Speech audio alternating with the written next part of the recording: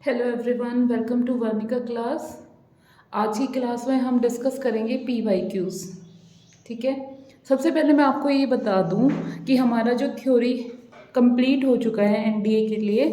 अगर आप मैंने ऐसी थ्योरी नहीं कराई है कि आप क्या करोगे, बहुत ज़्यादा डिटेल में पढ़ोगे। जिस हिसाब से क्वेश्चंस आने होते हैं एनडीए में, हमने उसी हिसाब के डिस्कस किए हैं। तो अगर आप उन थ्योरी से भी गो थ्रू हो जाते हो कंसंट्रेट करके, तो आपके 18 से 20 मार्क्स कहीं नहीं जाने।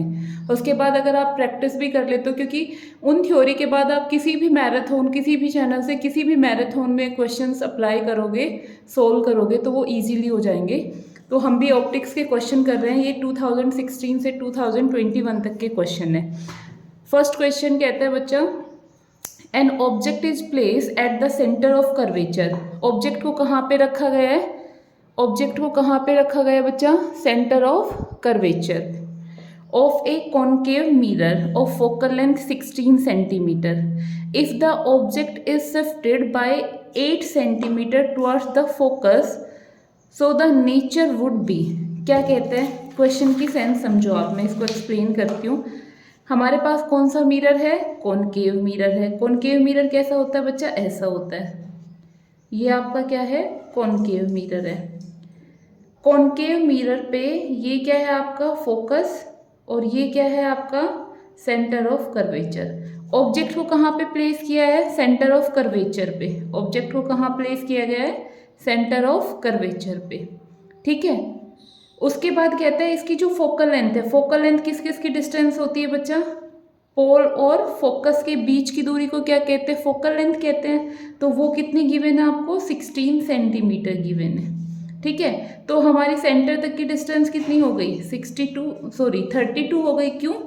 क्योंकि फोकल लेंथ का दुगना ही क्या होता है? आपकी रेडियस ऑफ कर्वेचर होती है। ये दूरी क्या कहलाती है आपकी?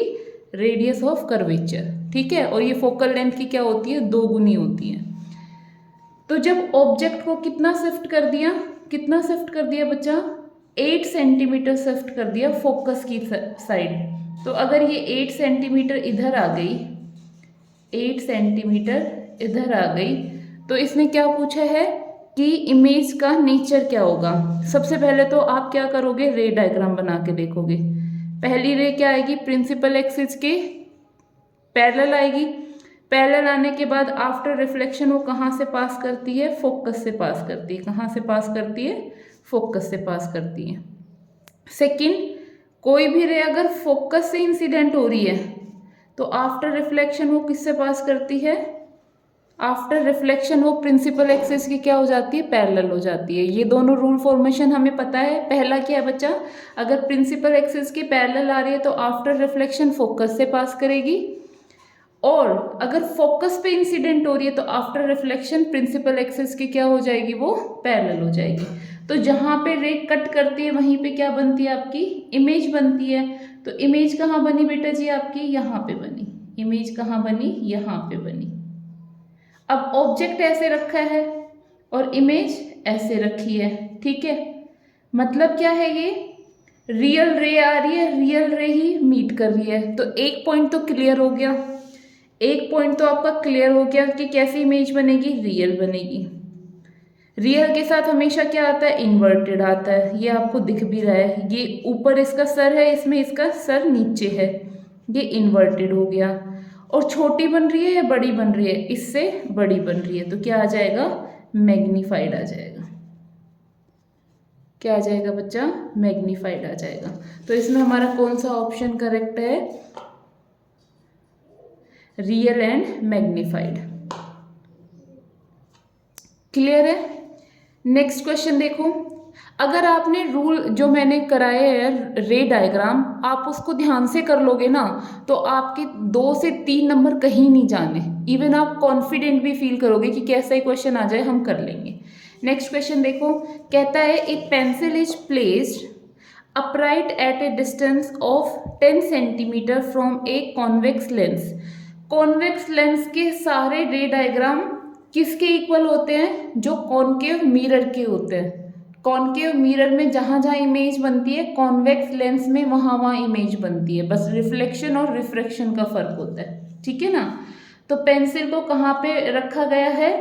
Eight a distance of 10 centimetre from a convex lens. तो बच्चा हमने पहले क्या करना है, कॉन्वेक्स लेंस बनाना है।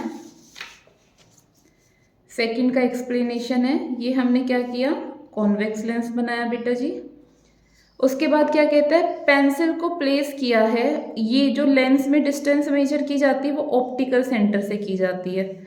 तो ये डिस्टेंस क्या हो गई, पेंसिल को प्लेस कर दिया यहाँ पे, तो यू आपका हो गया 10 centimetre.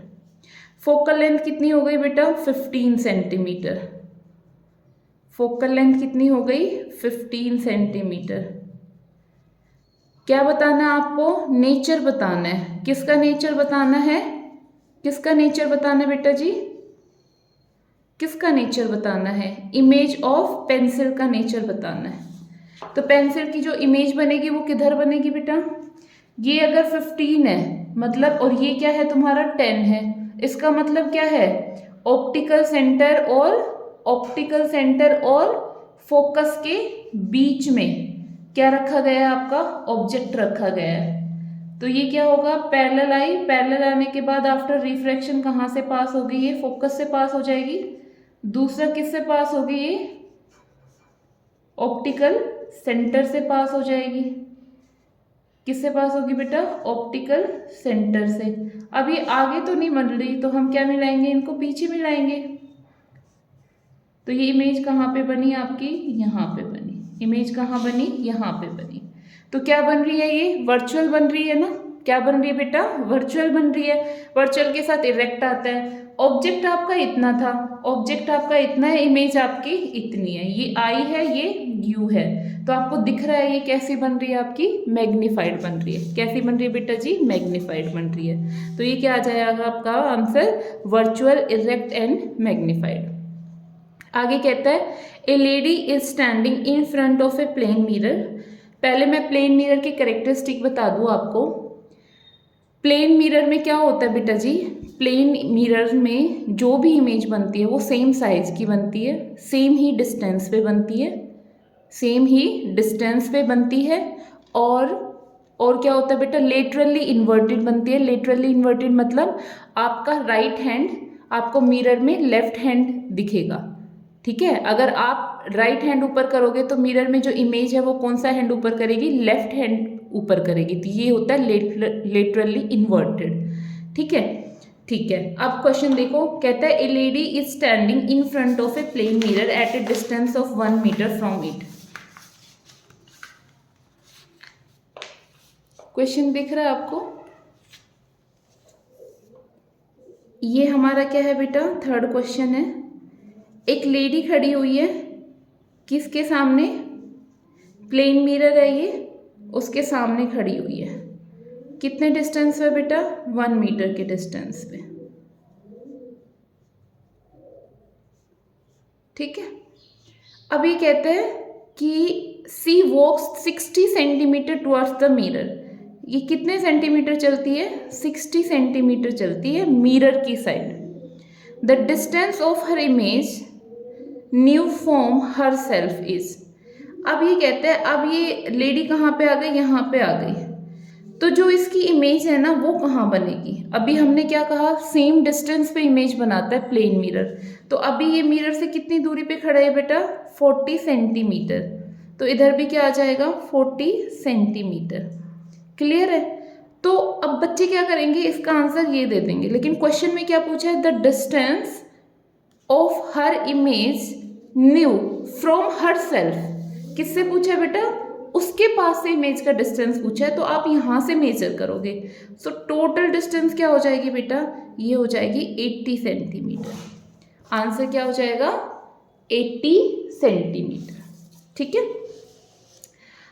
The brightness of star depends on, आपको ऑप्टिक्स का जो लास्ट वाला लेक्चर है ना वो ज़रूर और ज़रूर करना है, क्योंकि उसमें छोटे छोटे इतने ज़्यादा कॉन्सेप्ट है कि आपके बहुत सारे क्वेश्चन सोल्व होंगे। स्कैटरिंग है, डिस्पर्सन है, और पिगमेंट है, और कॉम्प्लीमेंट्री कॉम्प्लीमेंट्री कलर्स हैं। बहुत सारे छोटे छोटे टॉपिक्स कवर किए हैं, तो आपको एक बार वो वीडियो ज़रूर देखनी है। The brightness of A star depends on, किस पे डिपेंड करते हैं वो? साइज पे डिपेंड करता है, टेम्परेचर पे डिपेंड करता है और डिस्टेंस फ्रॉम द अर्थ पे डिपेंड करता है। साइज हमें छोटा दिखाई देता है, वो इतने छोटे होते नहीं है, लेकिन क्यों? क्योंकि अर्थ से उनकी दूरी बहुत ज़्यादा होती है, इस वजह से हमें वो छोटे दिखाई देते हैं। टेम्परेचर की वजह से ब्राइटनेस पे फ़र्क पड़ता है, क्योंकि बहुत सारी लेयर होती है एटमॉस्फेयर में और कहीं पे रिफ्रैक्टिव इंडेक्स ज़्यादा होता है, कहीं पे कम होता है। उसकी वजह से जो लाइट आ रही है वो स्ट्रेट पाथ में ना आके अपना path due to atmospheric refraction क्या करती रहती है बेटा? चेंज करती रहती है। तो हमें जो स्टार है वो क्या होता दिखाई देता है? ब्राइटनेस के साथ दिखाई देता है। बहुत इंपॉर्टेंट टॉपिक जो कि क्या है हमारा? Total internal reflection. क्या है बेटा?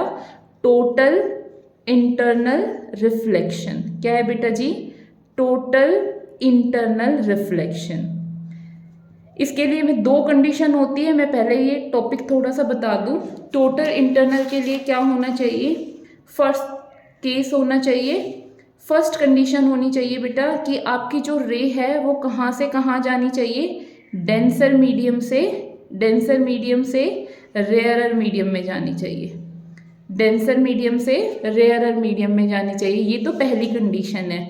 Light must travel from denser to rarer medium. Second condition है कि जब आपका आई एंगल ऑफ इंसिडेंट इतना हो जाए कि आपका रिफ्रैक्शन कहाँ पे हो रहा है? 90 डिग्री पे हो रहा है। एंगल ऑफ रिफ्रैक्शन क्या हो रहा है? 90 डिग्री हो रहा है। एंगल ऑफ रिफ्रैक्शन क्या हो रहा है बेटा? 90 डिग्री हो रहा है। उस इंसिडेंट रे के साथ जो एंगल बनता है ना नॉर्मल का, उसी को क्या कहते हैं हम? क्रिटिकल एंगल कहते हैं। क्या कहते हैं? क्रिटिकल एंगल कहते हैं। अब मेन चीज क्या है? जब हमारा एंगल क्रिटिकल एंगल से भी ज़्यादा हो जाए, जब हमारा इंसिडेंट एंगल क्रिटिकल एंगल से भी ज़्यादा हो जाए, तो जो लाइट है ना वो इसी मीडियम में क्या करती है? बाउंस बैक कर जाती है, और इसी को ही क्या कहते हैं? Total internal reflection. क्या बताया बच्चा? पहले तो TIR के लिए दो कंडीशन होनी चाहिए। पहली कंडीशन होनी चाहिए कि light must travel from denser to rarer medium. उसमें भी आई जो होगा ना आपका, क्या होगा बेटा? जो आई होगा, इंसिडेंट जो रे होगी वो इतना एंगल बनाना चाहिए नॉर्मल के साथ कि एंगल ऑफ रिफ्रैक्शन कितना बना आपके? 90 डिग्री का बने। दूसरा क्या होगा कि angle of incident must greater than critical angle. तो आपका कौन सा फिनोमिना होता है? TIR। इसकी जो एप्लीकेशन है वो बहुत इंपॉर्टेंट है, आपको वो पढ़ के जानिए, इससे क्वेश्चन बनता ही बनता है। तो कहते हैं जो इसमें जो ब्रिलियंस है डायमंड का, किसका? डायमंड का ब्रिलियंस है कि डायमंड मतलब कितना खरा है, कितना प्योर है ना, कितनी चमक है उसमें। ये किसकी एप्लीकेशन है? TIR की। मिराज कि आपको रेगिस्तान या मतलब हॉट एरिया में दूर पानी दिखाई देता है, लेकिन एक्चुअल में ऐसा होता नहीं है। तो क्वेश्चन कहता है an optical illusion on which occur mainly in desert during hot summer is based on the principle of. तो ये उसकी एप्लीकेशन है बेटा, जिसको एक लाइन में बताया गया है। तो ये किस प्रिंसिपल पे काम करता है? TIR पे काम करता है। नेक्स्ट हमने ये चीज़ भी की थी, इसको आप किससे याद रख सकते हो? MDH नाना जी से। किससे याद रख सकते हो बेटा? जो आई के डिफेक्ट है उसको किससे याद रख सकते हो? MDH नाना जी। M से क्या होता है बेटा? मायोपिया। क्या होता है बेटा? मायोपिया। मायोपिया में नज़दीक की चीज़ें दिखाई देती है, सॉरी दूर की चीज़ें दिखाई नहीं देती, और हाइपरमेट्रोपिया में नज़दीक की चीज़ें दिखाई नहीं देती। ठीक है, तो इसके लिए हम मायोपिया को ठीक करने के लिए कौन सा लेंस लगाते हैं? कॉनकेव लेंस लगाते हैं। और हाइपरमेट्रोपिया के रोगी को ठीक करने के लिए हम कौन सा लेंस लगाते हैं? कॉन्वेक्स लेंस लगाते हैं। तो कहते हैं हाइपरमेट्रोपिया के लिए कौन सा यूज़ करते हो आप? कौन सा यूज़ करते हो बच्चा? कॉन्वेक्स लेंस यूज़ करते हो। प्रेसबायोपिया वो होता है बेटा जिसमें दूर का भी क्लियर नहीं दिखता और पास का भी क्लियर नहीं दिखता। ना दूर का क्लियर दिखता है, ना ही पास का क्लियर दिखता है। ये जब बड़ी एज हो जाती है ना, एज फैक्टर की वजह से ये रोग होता है जिसको प्रेस बायोपिया कहते हैं। इसमें दोनों ही लेंस की फोकल लेंथ चाहिए। बाई मतलब दो, फोकल लेंस, दोनों प्रकार के फोकल लेंस की ज़रूरत होती है। मायोपिया में किसकी ज़रूरत होती है बेटा, इसमें आप लिख लो, ये बी होगा, मायोपिया में सी होगा और कैटरेक्ट में सर्जरी होगी, ये डी होगा। क्लियर है?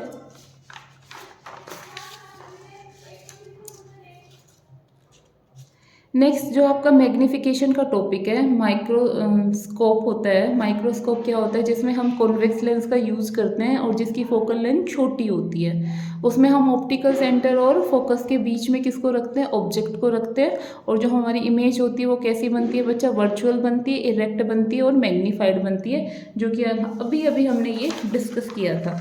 अभी हमने ये डिस्कस भी किया था, ये वाला केस।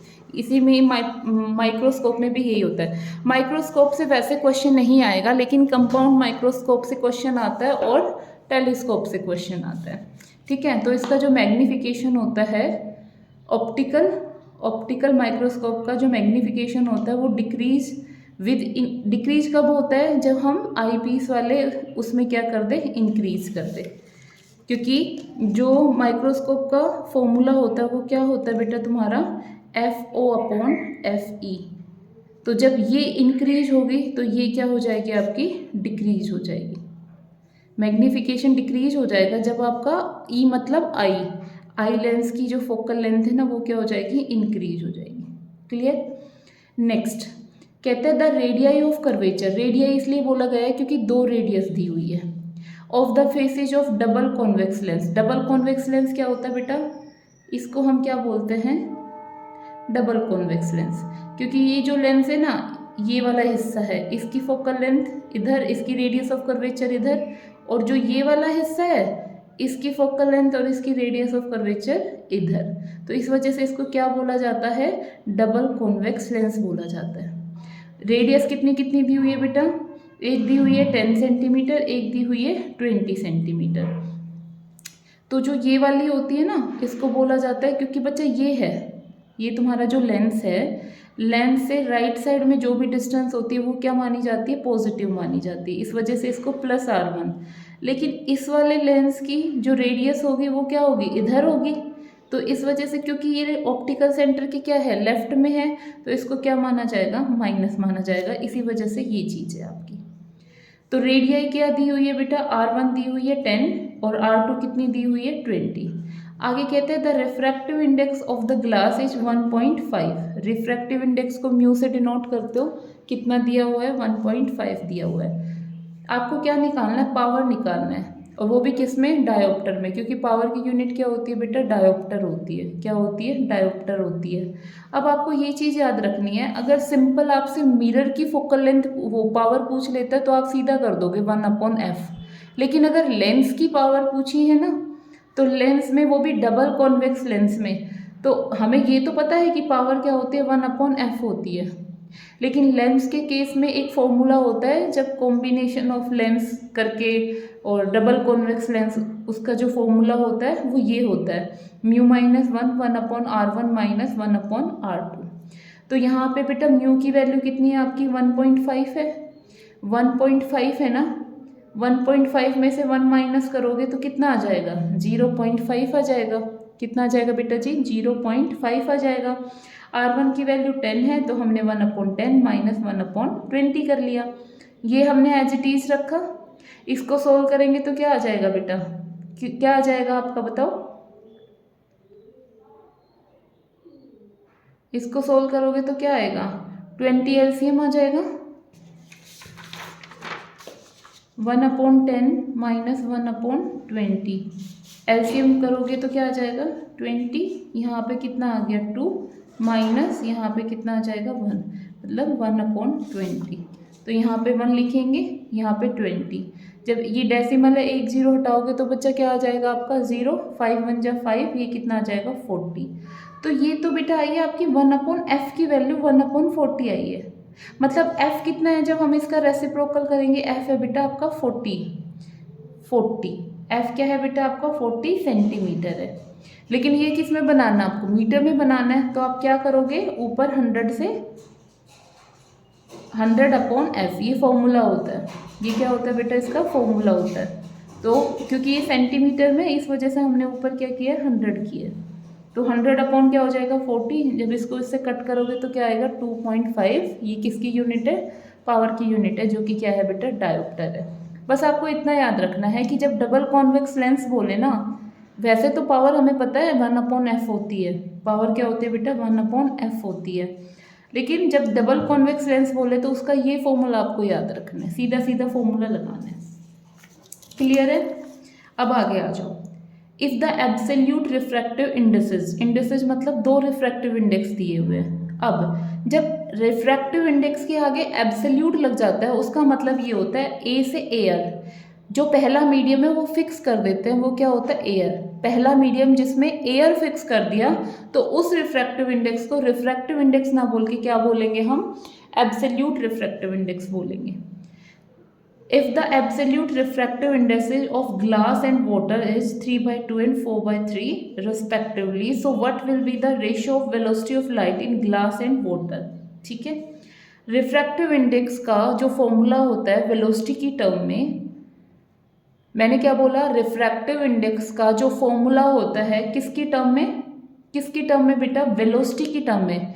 जो रिफ्रैक्टिव इंडेक्स का फॉर्मूला होता है वो रिफ्रैक्टिव इंडेक्स की टर्म में भी होता है, वेलोसिटी की टर्म में भी होता है, और वेवलेंथ की टर्म में भी होता है।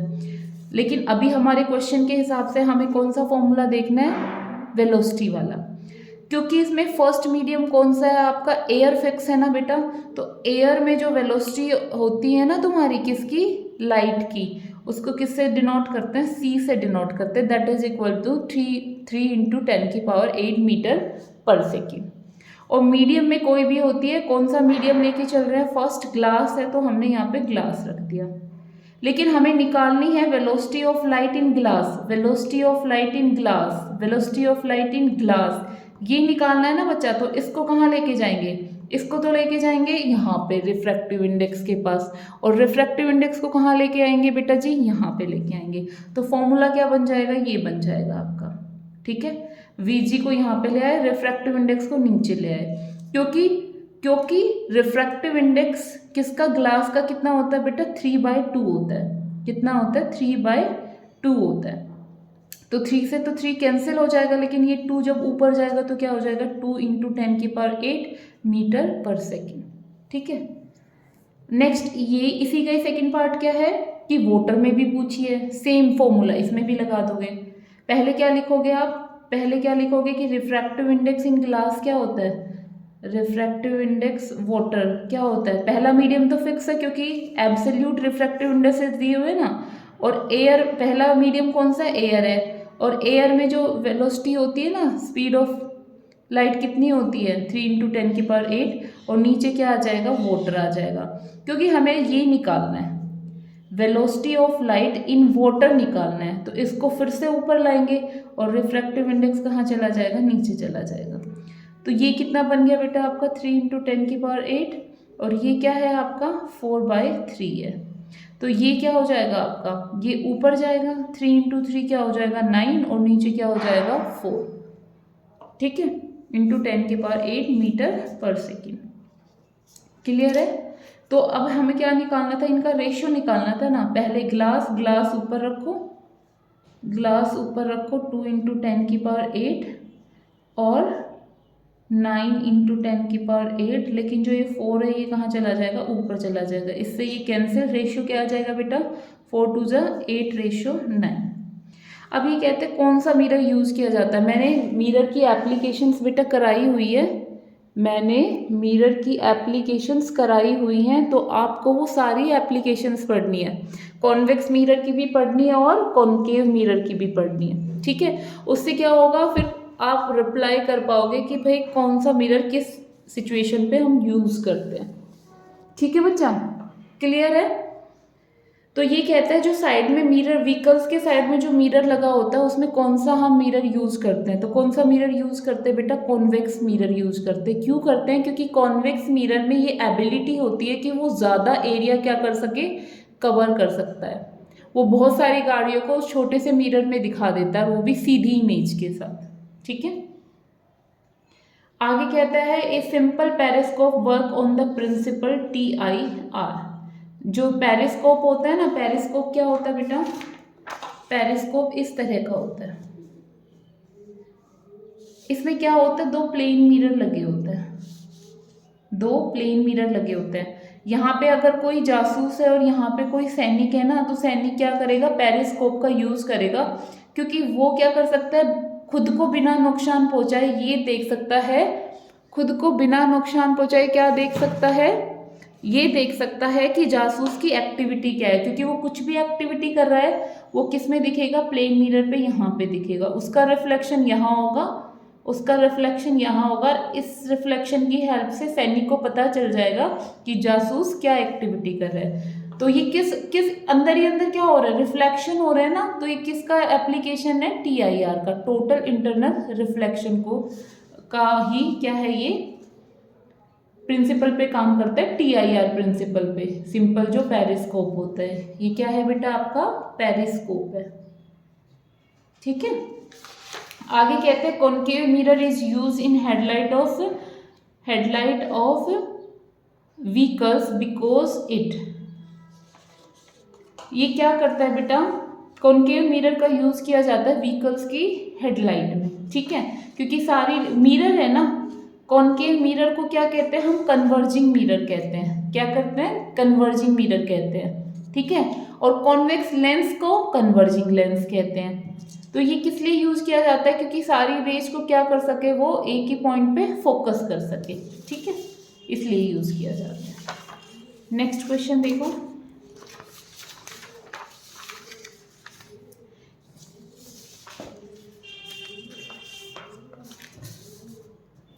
नेक्स्ट क्वेश्चन कहता है which one of the following statement about the refractive index of a material medium with respect to air is correct. कौन सा करेक्ट है, पहले मैं आपको बता दूं कि एयर में जो रिफ्रैक्टिव इंडेक्स होता है बेटा वो 1 के इक्वल होता है। किसी भी मीडियम में जो रिफ्रैक्टिव इंडेक्स है ना, वो 1 से तो ग्रेटर ही होगा, 1 से तो ग्रेटर होगा, चाहे वो कोई भी मीडियम हो। और तीसरी क्या है, जो मैक्सिमम रिफ्रैक्टिव इंडेक्स होता है ना बेटा, जो मैक्सिमम रिफ्रैक्टिव इंडेक्स होता है वो किसका होता है बेटा जी, डायमंड का होता है। किसका होता है, डायमंड का होता है, दैट इज इक्वल टू 2.4। ठीक है, तो इसमें आपको देखना है, जो रिफ्रैक्टिव इंडेक्स होता है वो कभी भी नेगेटिव नहीं होता, उसकी कभी जीरो वैल्यू नहीं होती, वो हर मटेरियल के लिए यूनिटी बिल्कुल नहीं होता। इन तीनों में आपको ये तीनों पॉइंट्स दिख गए होंगे। हाँ, वो 1 से हमेशा ग्रेटर रहता है, it is always greater than 1। बस एक एयर का होता है, उसके अलावा वो हर में क्या होता है, 1 से बड़ा होता है। ठीक है बच्चा, आगे कहता है two convex lens with power 2 dioptre. जो तुम्हारे दो कॉन्वेक्स लेंस है ना, दोनों ही की पावर क्या है, 2 डायोप्टर है, are kept in contact with each other, so the focal length of the combination lens system is क्या होगी। भाई देखो, जो पावर है, पावर का जो कॉम्बिनेशन निकालेंगे वो कैसे निकालेंगे, P1 plus P2, P1 plus P2 सीधा ही पावर दी हुई है, वो भी 2 और 2, तो क्या करेंगे 2 प्लस 2 कर देंगे, that is equal to 4। Power की यूनिट क्या होती है, डायोप्टर होती है, तो डायोप्टर लिख दिया। तो अब पूछा है जो कॉम्बिनेशन की पावर आई है ना, जो कॉम्बिनेशन से पावर आई है उसको क्या निकालना है, फोकल लेंथ निकालनी है। तो हमें पता है पावर और फोकल लेंथ का क्या होता है, ये फॉर्मूला होता है। इस बार ये गिवन है, ये आपको निकालना है, तो बच्चा इसको ऊपर ले आओ, इसको ऊपर ले आओ, इसको नीचे ले आओ। तो जब हम इसको नीचे लाए तो इसकी वैल्यू हमने निकाल ली, क्या है 4 है, 1/4 क्या हो जाएगा 0.25 मीटर हो जाएगा। ठीक है, consider the following statement about a microscope and a telescope. क्या होगा इसका answer, both the eyepiece and objective of a micro, दोनों ही क्या होते हैं, कॉन्वेक्स लेंस होते हैं।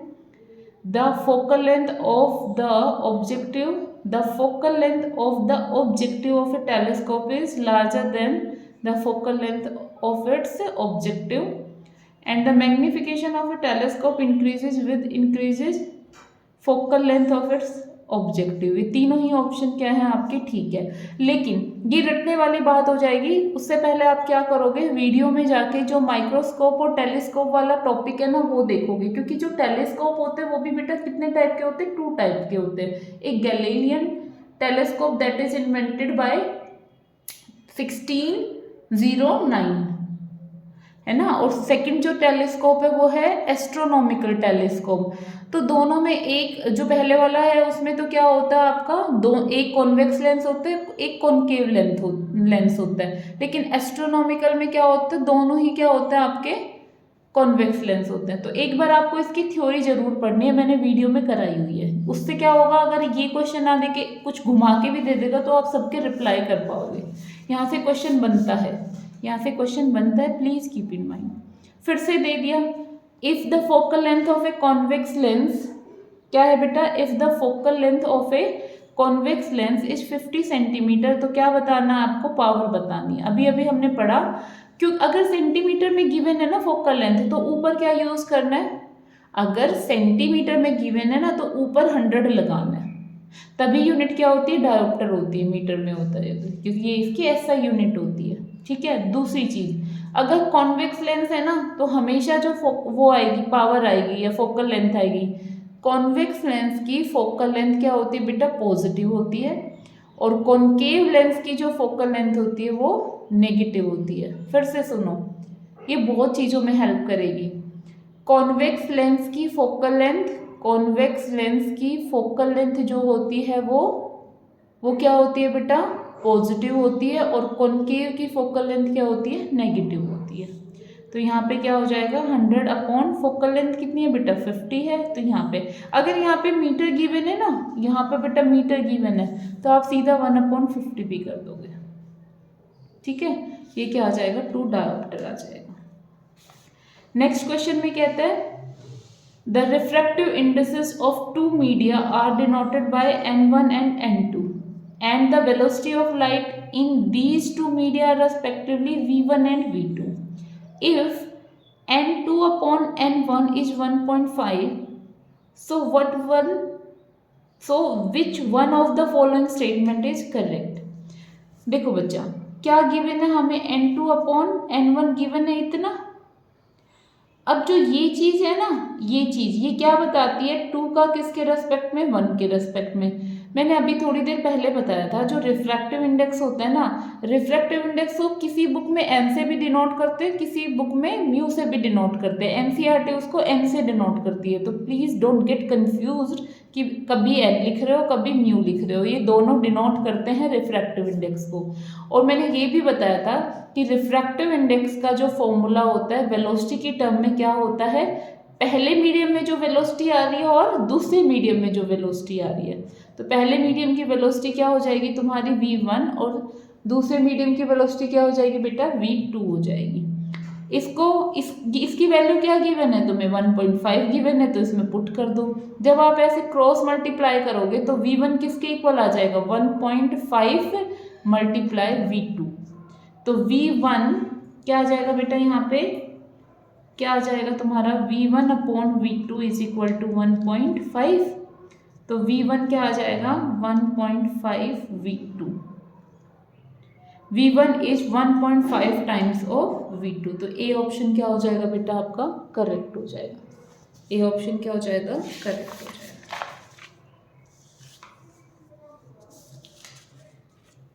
प्लेन मिरर की कैरेक्टरिस्टिक फिर से पूछी गई है बेटा, same size, same distance, virtual बनाती है, इरेक्ट बनाती है, और लेटरली इन्वर्टेड बनाती है। ये ध्यान रखना, क्वेश्चन घुमा के कैसे भी पूछ सकता है। कहते the light energy escaping from the sun can be spread by, जो लाइट आ रही होती है ना सन से, वो किस वजह से स्प्रेड होती है, क्योंकि वो किस पे पड़ती है, रेन ड्रॉप्स पे पड़ती है। तो रेन ड्रॉप्स कैसे काम करता है, लेंस का काम करता है, जो लाइट को क्या कर देता है, स्प्लिट कर देता है। ठीक है, नेक्स्ट क्वेश्चन कहता है the focal length of the objective lens of a telescope, telescope में जो ऑब्जेक्टिव लेंस लगा है ना उसकी जो फोकल लेंथ है वो कितनी गिवन है, 50 centimetre. If the magnification of the telescope is, if the magnification of the telescope is 25, magnification दे दिया और FO दे दिया। ऑब्जेक्टिव लेंस की फोकल लेंथ है मतलब FO दे दिया। आपको क्या निकालना है? फोकल लेंथ निकालना है आई पीस का। किसका फोकल लेंथ निकालना है? आई पीस का निकालना है। तो जो मैग्नीफिकेशन का फॉर्मूला है वो कितना है बेटा? FO upon FE। आपको क्या क्या गिवन है? FO गिवन है, आपको M गिवन है, आपको क्या निकालना है? FE निकालना है। तो FE को आप इधर रखोगे, FO अपॉन क्या बन जाएगा बेटा? M बन जाएगा। FO क्या है बेटा? ऑब्जेक्टिव लेंस की focal length, that is given 50 centimetre. और M क्या है आपका? मैग्नीफिकेशन टेलीस्कोप का, वो कितना गिवन है? 25। तो 25 को जब इससे डिवाइड करोगे तो क्या आ जाएगा? 2 सेंटीमीटर क्या आ जाएगा बेटा? आपका आंसर आ जाएगा। क्या आ जाएगा? 2 सेंटीमीटर आपका आंसर आ जाएगा। क्लियर है? Next question, the sun is seen little before it rises and for a short while after it set this is because of, देखो जो एटमॉस्फेरिक रिफ्रैक्शन है ना, इसकी बहुत सारी एप्लीकेशंस है। जैसे आप जो हमारा स्टार है वो ट्विंकल क्यों करता है? एटमॉस्फेरिक रिफ्रैक्शन की वजह से। ठीक है, सनसेट में जो ये तुम्हें रेडिश दिखाई देता है, उगने से पहले रेडिश दिखाई देता है और छिप जाने के, सनसेट होने के बाद भी दिखाई देता है, वो किस वजह से दिखाई देता है? एटमॉस्फेरिक रिफ्रैक्शन की वजह से। ठीक है, तो ये सब एप्लीकेशंस हैं, ये आपको ध्यान रखना है। वो घुमा के क्वेश्चन कैसे भी पूछ सकता है। आगे कहता है when a beam of white light passes through a glass prism so the color of light beam that deviates the least। इसमें आपको याद रखना है, ये क्वेश्चन कैसे भी पूछा जा सकता है। ये एक वाइट लाइट है, जब हम इसको प्रिज्म से पास करेंगे ना, तो जानी तो एक्चुअल में ये यूं थी, क्योंकि मीडियम चेंज हो गया तो ये कैसे जाती है? वाइट लाइट ऐसे जाती है। अब जब ये सीधी वाइट लाइट ऐसे नहीं जाएगी, जब ये प्रिज्म से पास होती है ना, तो ये कितने कलर में स्प्लिट हो जाती है? 7 कलर में। VIBGYOR, यहाँ पे R आ जाता है। अब देखो, एक्चुअल पाथ ये था, लेकिन जो डेविएट हुई वो यहाँ पे हुई, तो एंगल ऑफ डेविएशन क्या हो गया? रेड का तो ये बना और वॉयलेट का ये बना। तो सबसे कम डेविएट कौन हुई? रेड हुई ना। सबसे कम डेविएट कौन हुई? रेड हुई। और सबसे ज्यादा डेविएट कौन सी हुई तुम्हारी? वॉयलेट हुई। ठीक है, LIGO stand for laser interferometer gravitational wave ये एक बार चेक करना पड़ेगा, ऑब्जर्वेटरी नहीं, ठीक है ये ठीक है।